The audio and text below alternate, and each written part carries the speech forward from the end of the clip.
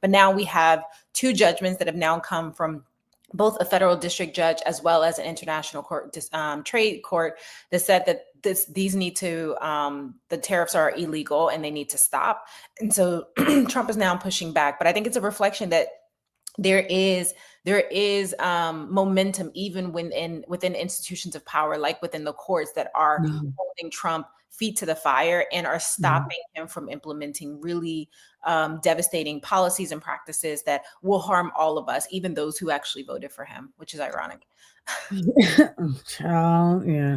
And we need that so bad, because I didn't even want to include that recent BBB bill or whatever it's being nicknamed, but it's scary hour right now. And so we need the courts, we need some sort of checks and balances.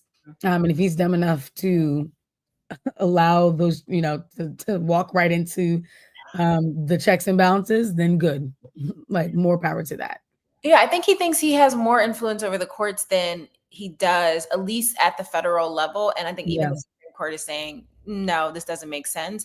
And also, like, what you're doing doesn't actually help any of us. It doesn't help the average American. It doesn't help the American at in the middle. It doesn't help. It just helps those at the very, very top, which is the very small 1%.